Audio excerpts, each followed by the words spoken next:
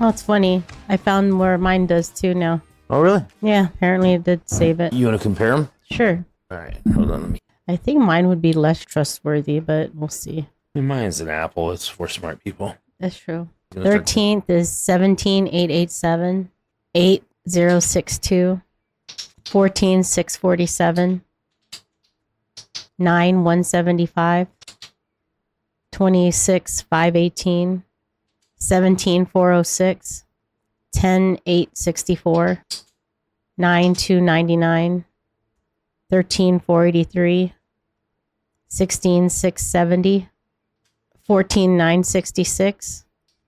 That's it, right? Mm-hmm. It says 9 degrees, but it also says 9%. So I wonder if that's their way of... Oh, no. What is it, you beautiful beast? You? What do you have there that's 9 degrees? I have a tall boy, or what they would call in Germany a regular sized can of beer. Yeah.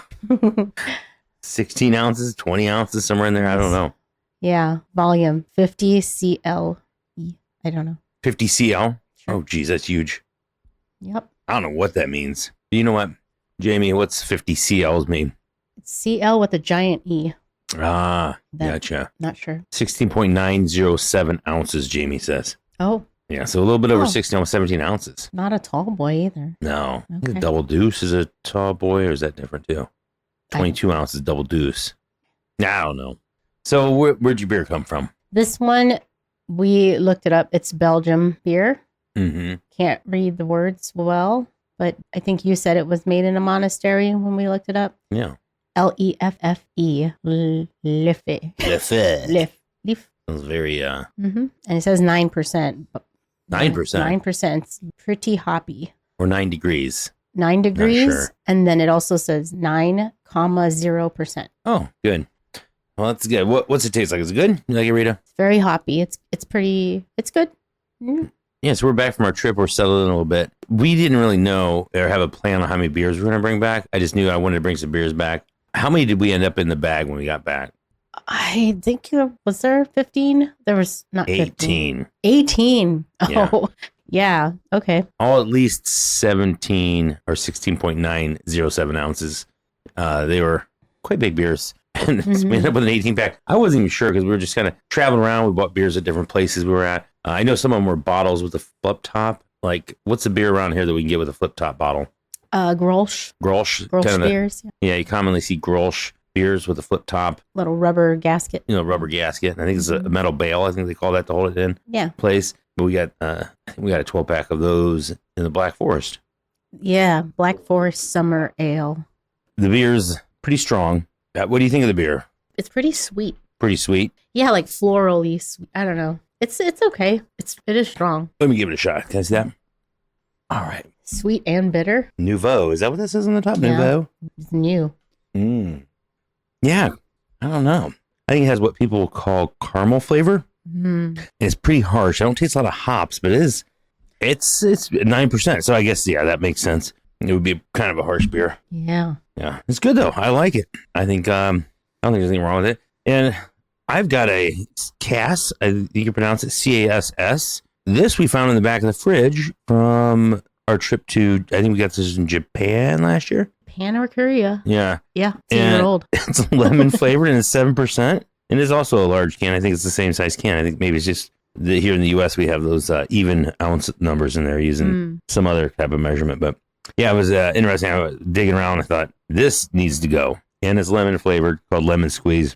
But it's not too bad. It's lemony. Does it taste like beer or like a wine cooler or a shandy? Shanty, but not like a rind flavor. I think of shandies as being, what do they call that with the rind? Here, try it. It's very lemony, too lemony. It smells good. Oh, yeah, that's really sweet. It's like lemonade. Yeah, it's like lemonade with a little stank on it. It says real lemon, premium quality. Yeah, it tastes almost like it has lemon bitters in it. That's how I feel. Lemon bitters. But anyway, so we just we haven't talked yet since we got back about our trip, and we have a lot to talk about the trip. Kind of rough, Rita. You don't like it? It's okay. Yeah, it's strong. Yeah, use some whiskey. Oh, Boilermaker with it. Be pretty okay. So the trip we took, we started out in Zurich. We did a big smiley face. We don't know how many miles we traveled via car. We rented a car, but I think I kind of guessing about 1,800 miles. Unfortunately, I took a picture when we started. Meant to take a picture when we dropped the car off. We were in such a rush, just dropped it off and forgot all about getting a final kilometer count on the vehicle. You did get like a midway kilometer count, didn't you? Or when I was okay, but then jumped out of the car and took off. Yeah, jumped out of the car and took off. That's where I was kind of guesstimating, and I really think I'm kind of on the low end. I'm just going to go low end, 1,800. Rather be low than high when I'm coming to my guesstimations. But something we do have though is our travel by foot, how far we went. We both had phones and we had the apps on the phones. So we took an average of the two because I have an iPhone and unfortunately my wife is poor and she has a Samsung. The poor folk walk meter. So we left on June 13th, returned June 23rd. We had a couple of days in there that you can see were driving days. They were lower in numbers than some of the higher days. What do you think, Rita, the June 13th to the 23rd? So I guess is that 10 days or is that 11 days? I don't even know how to count properly. Yeah, we left the 12th, but yeah, we did some walking that night. Yeah, yeah. So we did leave out the first day because it was mostly travel. And then the last day when we left, we did a lot of walking the last day when we left. We were on our feet quite a bit, it seems like. So what do you think the lowest number of steps per day were on our trip? I don't think we walked less than 5,000, but there's obviously nothing to brag about. You should walk more than 5,000 a day.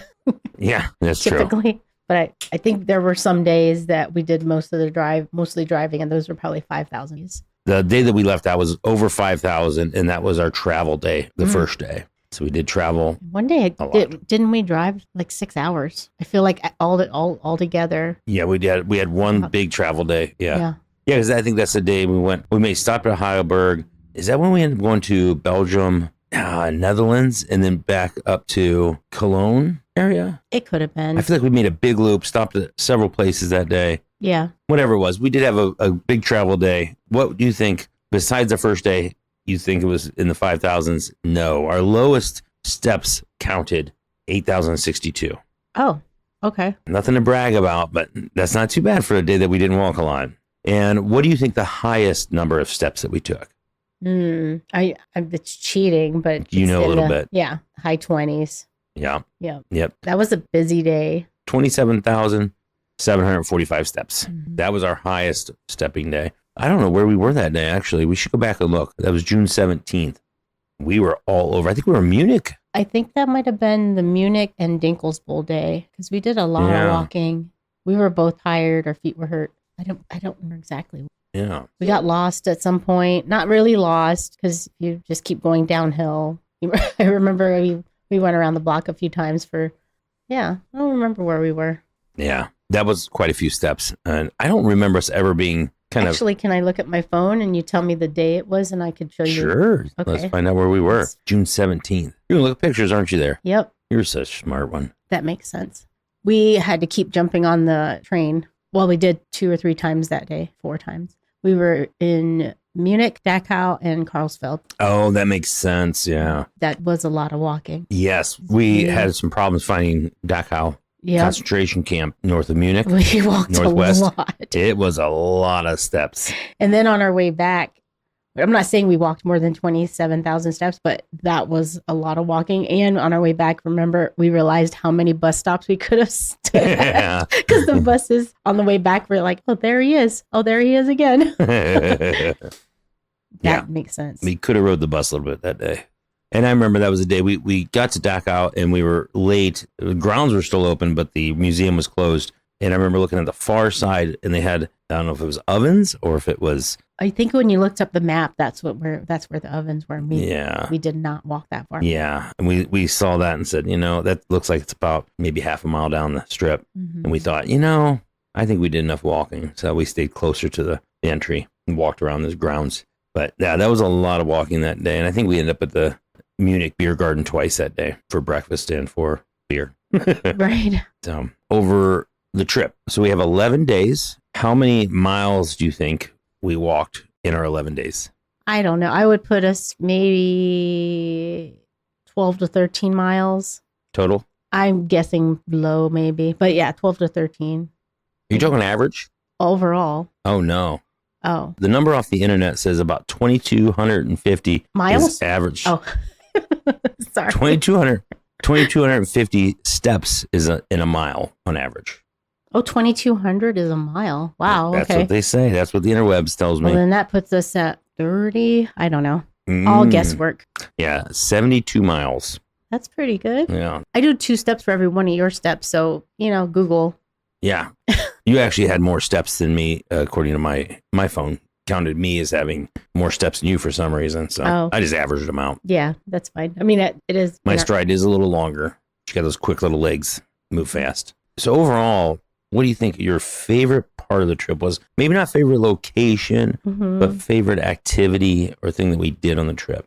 I think it's been said already how much we liked Munich and just the environment of like the crowd and people. But I think overall, my favorite part of it was just you and I. We only had our ideas of what to do as distractions. And we only kind of got on each other's nerves once. That was my favorite part. It was very nice. And we live in the same house, but we don't spend a lot of time with just the 2 of us going and adventuring. Right. Because until recently, we were always entertaining kids or somebody else. And that was my favorite part.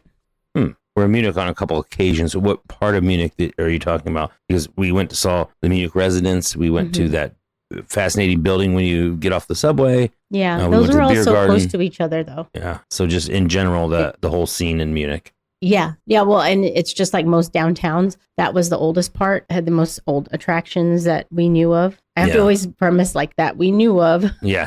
There was a lot we missed, but yeah, overall, it was just nice. It was a nice walking time. There was no sketchy. There were at least one other city that we were in. Like I did not want to walk the streets so much. There it seemed very safe, real nice. It is considered one of the safest big cities in Germany, okay, or maybe the safest big city. Yeah, there was a couple you could tell many mentally disturbed people. Yeah, you find that everywhere now. It seems like. But overall, it was nice. I agree. I really like Munich. That was a really good city scene. We had a good time there, and it's very walkable. And something I didn't know before we went, which was nice, is they have natural water fountains everywhere. They have a lot of natural groundwater, and they just have fresh water almost everywhere. You walk around, and I know there's 2 of the fountains that we found, and they had to have been within a quarter mile of each other. That's how close they are that you can find fresh water. Because if you buy water, it's more expensive than beer. And we found that literally. We went to Edel Abbey, and they had bottles of water and bottles of beer, and the beer was cheaper than the water. Right. And bigger. The beer bottles were bigger and less expensive, which is just incredible to see that. I didn't think that was real. And then actually I got a little bit of sticker shock. We had to get together and picked up a case of beer, and it was almost $1 a can. And this is just normal. It was Miller Lite, just normal beer, nothing fancy, nothing bottom of the barrel. And it was about $1 a can. And over there, you get $1 a can for the premium beer in the store. And that's these big 17-ounce cans, or 50 cents for like the lower end beer in 17-ounce cans. So it's pretty incredible that their beer is so much less expensive. You should also mention the glass bottle culture. That was really cool. Oh, I have a whole thing to say about that. I love it. And there's way more bottled beer in glass, and you even get money back then. So you buy a 50-cent beer basically, and then you bring the bottles back. I think we used to do that. I remember that as a kid. But their recycle program is top notch for their glass bottles. Yeah. In some places we've been still do that. You see the Coke bottles are all rubbed off where they touch each other. And the glass is scuffed up. Those are return bottles, and they refill them. And the grocery store had just case after case after case of beer. And you see someone with this big plastic carton, reusable carton, plastic carton full of the bottles, carrying it on their shoulder out of the store. They were going to be bringing their beer bottles back for their deposit back. Kind of how we, if we remember, bring our reusable grocery bags. Oh, yeah. They don't only do that. I saw everyone from old ladies to young people. That one lady that was beside us, she opened her trunk. She had 2 cases of empty wine bottles that she was bringing in to redeem. And they grabbed their reusable bags and glass bottles. Yeah. Growing up, I always remember my grandfather having Gobel. We used to call it Jobel beer. To be fancy. But he always had a wax carton in his laundry room with his beer. He would get it from the drive-thru in local town, and he'd just drop it back off and pick up a new case when it was time. And it was not that long ago. I guess that was like 30 years ago or so. Yeah, we should bring that back though. Yeah. It's a great way to recycle. You know what happens to our glass bottles here if they get recycled? I'm pretty sure the number one use is fiberglass insulation for homes. Oh. It kind of goes into your house. And the bottles were heavier. They were thicker. I mean, they were I got to reuse them. Meant to be recycled. They were all like, yeah. Yeah. What was your favorite part overall? Well, since I already talked about Munich, how much I liked that, I'm going to go a little different. I did enjoy Munich. I really did. I thought that was great. But just the Alps, the mountains, being up in the mountains was amazing. We read what people had to say on the internet, and we went to what was called the Eagle's Nest in southeastern Germany. And that was one of the places where the Nazi party held their meetings with important people. And it was up in the mountains, and it was on this ridge line. At the end of the ridge line was a house. And they said, plan on 2 hours being at the place. Mm-hmm. And we were there for 3 hours, I think, maybe a little more. Yeah. And we just went up there and just checked out the scenery, and then there's these moments where you just feel like the weight of the history of the place. Mm-hmm. Some of the awful things that were not so much done there, but planned there. And that was really interesting. And just to see the beauty from on top of that mountain, it was just incredible. Yeah, it wasn't so much the structure. The structure is pretty simple and small. It wasn't anything. They still have a working restaurant up there, and it's been updated. But we're on the top of a mountain, and you're seeing mountains even taller than you right beside it, and it was just so majestic. It was awesome. Yeah, and the weather held off for us. We heard thunder, and it rained a little, but we stayed out while everybody else was going in, and it barely sprinkled. Yeah, what I liked about that is I think that was a few days in, and we realized we weren't going to be able to find food like we were in other places we've traveled. It's not as easy just to get something to eat. Right. And that's when we decided, hey, let's bring our own food. Let's bring a couple beers because I drink beer anywhere there. And if we want to be on top of a mountain and there's nothing around, there was a restaurant, but you'd have to find a seat and it would take time. And they were pretty busy. It seemed like they were pretty busy until it started raining. But most places we went, there wasn't exactly concessions. Yeah. The other mountain we went to, the Highline 179, we went there. I don't think there's any food until you got down off the mountain. You go up on the mountain for a few hours if you want to roam around, and there's nothing to eat up there if you don't bring it. No, it was nice. We packed some apples. Yeah. And cheese sandwiches. and meats. Yep. I think, and maybe my memory's wrong, but there were more men servers in the restaurants that we went to than there were any women. I saw some, but I just remember it because of the lederhosen. Oh, yeah, lederhosen. Yeah. In 90 plus degree temperatures, they're in leather pants. It looks so miserable. And there's no way they're washing that. It's just, it was like, good for you. Yeah. But that was interesting. Yeah. But I think that on top of that mountain, when we just sat down, had a sandwich, drank a beer, and you can roam around. There's trails that you can go out on that, you can go quite far if you wanted to. You don't have to take the bus up. We took the bus up. You're not allowed to bring a car up. But it looked like there was a walking trail if you really were energetic. You came off the front of the building. Oh, yeah. You'd have to really be in it to win it. Yeah. Maybe the flattest spots are about a 30-degree upward climb. It was steep and it was up there. Mm-hmm. No, that was pretty. I think the Alps in general was just everywhere you look. There was these beautiful mountains, and none of it was manufactured or touristy. That's just, we drive through village after village or whatever they would call it. And it's farm people and tractors, and it was neat. And it was like every 5 minutes you were in another town, a small town. Yeah. Yeah, it was fascinating. So the trip turned into more of a driving trip. I think at one point we realized this isn't just a trip around a country, or we ended up entering 8 different countries. It ended up being a driving trip. We're very mobile. We got really good at packing and unpacking. Mm-hmm. We had one large backpack with all of our stuff we'd need for the night. And then we'd have a cooler that we packed with food in it. And then we have another soft cooler that was for stuff that doesn't need to be kept cold, but is food.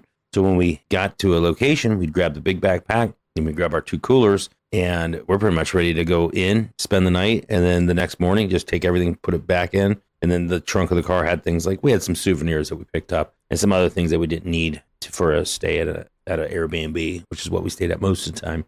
Oh, yeah. And about the coolers, we had to freeze water bottles because they do not sell bags of ice. Ice is a scarcity. Yeah. We found a bag of ice at one store. One store. Yeah. So. And even the frozen water bottles. Yeah. Even the one place we stayed, they had a restaurant, and we went to ask for ice. They were a little bit unsure of what we wanted and why we wanted it. Mm-hmm. But they ended up giving us a cup of ice, I think, the one time. And the other one was a bucket that had ice in it already. That was kind of used, dirty for their wine. They said, "Oh, for your wine." Yeah, she put crushed ice and then filled it with water. And I'm like, well, that's not what I wanted either, but it's fine. It would be nice to find some ice more than we did, but it was good that we figured out, hey, fill a water bottle, a couple of them in the freezer, and then the next day we'll have ice to keep our stuff cool. Because we were traveling with a lot of aged meats and cheeses. Yeah. By the time it was said and done. But overall, how would you rate the food? My expectations, I don't want to say what yours were, but I expected that it was going to be what it was. A lot of sausage. There's certain places in Ohio that are like Germany themed, and it's never like an explosion of flavor. Yeah. So I wasn't too surprised, but it was good. It was fine. Yeah. But the cured meats, I think, and cheese saved our trip. Yeah. Yeah, it was fine. Yeah, I agree. I didn't find, I love sausages, don't get me wrong, but, a bratwurst is a bratwurst, a sausage is sausage, and most of them are kind of the same, similar anyway. Mm-hmm. And I found that the spice level or just the flavor level was kind of flat. And the one time we did get pork knuckle? Fried pork knuckle? Yeah. It's one of the things they're known for. They have this sauce, and if you want to look it up, it is like a joint of the pig. And it's deep fried and roasted first. I think we realized it had to be roasted to cook it, to make it the meat tender. Mm-hmm. And then it's fried to where the skin's all crispy. And it was texturally good, and it tasted like chicharrones. Just salted, yeah. Yeah, but it really just didn't have a lot of flavor. Oh, tell them about the, was that a potato dumpling? Oh, yeah, potato dumpling that came with it. It was a giant, what that was. Not a softball size, like a baseball sized. It tasted like Thanksgiving stuffing, but super hard. Like it was, you almost had to cut into it with a knife. It's like what I would, if I was like, hey, I'm going to make hush puppies without having any experience making hush puppies. Right. Like what it would turn out like is a dense ball of something that's not really something you should be eating. Yeah. And I think it would have been good if it was just potato, but I think there was bread and it was very hard. It was super dense. There was no soaking up the gravy with it. Yeah. And they had the fresh sauerkraut at that restaurant. The only time we had fresh sauerkraut. And it was also not the vinegary flavor that I was expecting or the fermented flavor. It was more like diced cabbage. They actually had some microgreens, they probably call it. Yeah. Little leaves on there. It looked pretty. It was more like a cabbage slaw. It just, it's kind of just like a vinaigrette on it, maybe. Yeah. A little more sour, but. Yeah, not even enough to make it what I was expecting for a sauerkraut. No. But yeah, food, it's fine. I definitely want to go there for a culinary adventure. Their mac and cheese was good. It was good, but it was also mac and cheese. But that's a big deal. It was a staple there, and I didn't realize it. In Bavaria, is it just Bavaria? Bavaria, I think it was mainly Bavaria that's known for it. Yeah, we've talked about this multiple times, I believe. My parents living in Germany for 2 years, and some of the dishes that they had gotten, I was expecting to find. And we didn't find it. Maybe we didn't go to the right places. I'm sure that's what it was. Mm-hmm. But some of the traditional things that I thought were traditional, from my mom cooking their meals. German potato salad. I remember seeing that in a grocery store. We didn't end up getting it. They had a lot of things in the grocery store that were like mayonnaise based, and they would throw different meats in there and cheeses and different things, just throw some mayonnaise with it. The other thing was sauerbraten. The sauerbraten, the meat is marinated for several days before you cook it, and usually I think that's eaten with spatzel. Which did we have spatzel at all on the trip? Nope. It was all mac and cheese, right? Elbow macaroni, twisty macaroni. Yeah. I don't remember what kind of macaroni. Which was funny is I really thought that was a traditional German dish. Mm-hmm. I just think that the 50 years that had passed, and that's a long time, the 50 years that passed since my mom and dad were there in the early 70s, that a lot of those traditional dishes have disappeared. And they just, kind of like here, 50 years ago, here, what will we be eating? Sausage jello molds. Yeah. Head cheese. Cheese. Things just change, right? Throughout time. I think we saw spatzel on the menu a couple times, but it wasn't. Yeah. It was hard to read too, because I don't speak. Right. Nein sprechen Sie Deutsch. Right. But yeah, it was overall great trip. I would go back.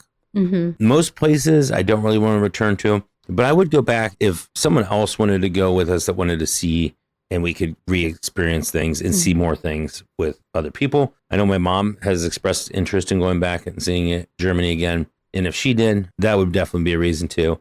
I think unless one of the kids says, hey, we really want to go over to Germany. Mm-hmm. And it's nothing against Germany. I really, really enjoyed it. And I had the best company anybody could have on a trip. But it's beautiful. And it's a beautiful place. There's not a lot of places I've ever been that I want to be back to. And not that counts against them. And I shouldn't have brought it up because it doesn't really count against the place. Yeah, I think one other thing is one of the locals that ran a shop, we were looking for a certain kind of ornament. Mm-hmm. Oh, yeah. And they explained that most of these things aren't made anymore in Germany. Everything's from China. And that just broke our heart because we were like, that's how it is where we're from.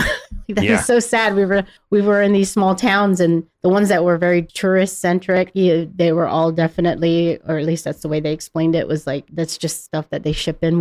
Ornament you're looking for is traditional, and nobody makes them. Yeah, she said it's East German for that ornament. That's where they traditionally made that ornament, and they have not made it in years there. Yeah, so it was pretty sad. We did go to one cuckoo clock shop in the Black Forest. I forget which town we were in, but the lady there, she kind of followed us up the stairs because it was 2-3 stories in. It was a small shop, but it went up, and she asked, if she could help us, but they make their cuckoo clocks there. And it was neat when she explained it. She's like, we do this part, and the inner workings are made in a town over. She was very proud of the fact that she wasn't down talking anybody else in that town that happened to sell cuckoo clocks, but she said their shop actually makes them. Yeah, and I was fascinated when we saw the workbench from outside. You can kind of see some tools, and it was a smaller shop that was off really the main drag. So the main drag with the cuckoo clocks. There was a fight apparently about the biggest cuckoo clock versus the second biggest cuckoo clock. I don't understand that, but there was like a main drag where there was a lot of the shops in the tourist area, and then on our way back out of the Black Forest, we walked down more of a side street, and then we saw up on the little hill there's several little shops up there. Did not have the foot traffic, and we went up there and was like, oh, this is more of where I feel like I would want to go shopping. But we're looking in the window, saw some woodworking tools, went in there, and there was a workbench in the side room, and you can see all of the wood shavings. And I thought, oh, they're doing something in here with wood, and they have tools. Cool. So it was neat. Really did want to buy something from there, and we only bought cuckoo whistles. Yeah, a few that cuckoo they didn't whistles. make. Yeah. She's like, oh, we didn't make these. This is so easy to make. I can make this at home. It's really an easy thing to make. I don't understand why they won't make that. Right. But it's fine. So Rita, would you want to go on another trip like this where we have to drive a lot? And if you did, where would you want to go where we drive? Yeah, I don't know. I think we really enjoyed the trip.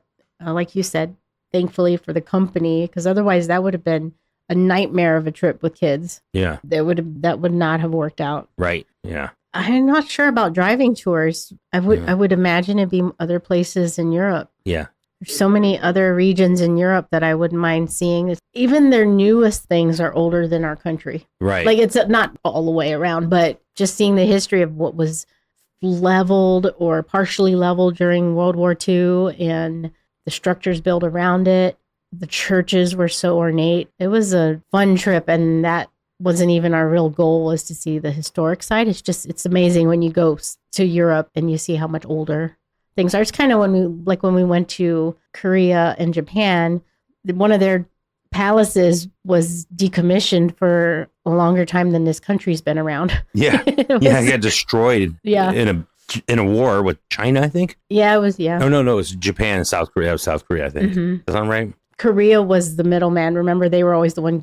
China and Japan were fighting over Korea. Oh, yeah. So it was in Korea, but they were always being fought over. Yeah, apparently. It was abandoned for like 350 years. Yeah. And like, that's amazing. It has been up and running since before this country was founded. Yeah. And we just celebrated 250 years. And so the place had been destroyed, left for long in this country, and it's been, restored from the time. It's no longer used as a government facility, but it is an old, beautiful, beautiful building. Yeah. Buildings, grounds. It's amazing. Yeah, if I had to pick, it would be something like that again, where it'd be another part of Europe. Yeah, for driving, I do think that a lot of countries aren't suited for driving for us.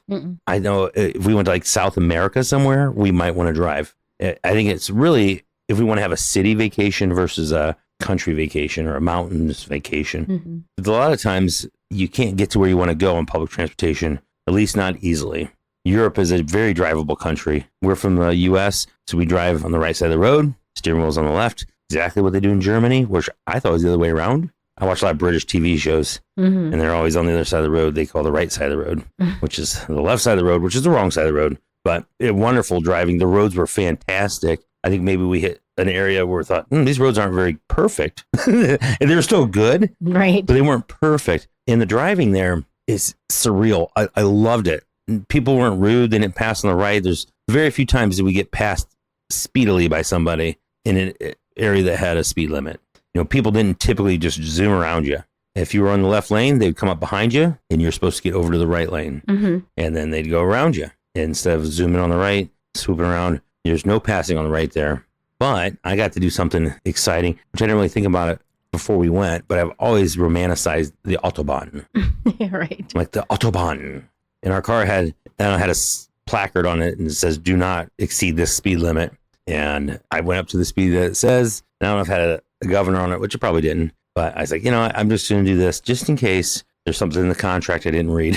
Right. But ended up going on the Autobahn, 130 miles an hour in our zippy little Mercedes. Barely keeping up with the guy that was chasing you, trying to, whatever it was. The etiquette was so much nicer. Yeah. Yeah. Like the cars all move over to the right, like you're supposed to hear. Yeah. If you're not going fast enough for the people coming up behind you, move over to the right side. You get out of the way. Yeah. It was, Yeah. It was very nice. Very nice. But it was a fantastic trip. I would like to talk in the future more about some of the more specific locations and things that we did. Mm-hmm. As a general summary of the trip, the miles, the foot miles, the car miles we traveled, and our favorite things, that's a good summary. Like I said, I couldn't have had a better person to go with. And I so appreciate you and your patience with me. It was so much fun. Yeah. I enjoyed it. Our next travel destination is Dominica. Oh, yeah. Next spring. Where's Dominica? In the Caribbean? I'm guessing east of the Panama Canal. Wait, it's closer to Argentina, so further south than where we've been ever. So I'm not sure. I don't know. Yeah. I should have looked it up more. We gotta look it up. We're not doing the planning on this one. Nope. We are just along for the adventure. Yep. So I'm excited for that and excited for everything that we have to come, Rita. I am too. Thank you so much. I love you, baby. I love you too. Good night. Night.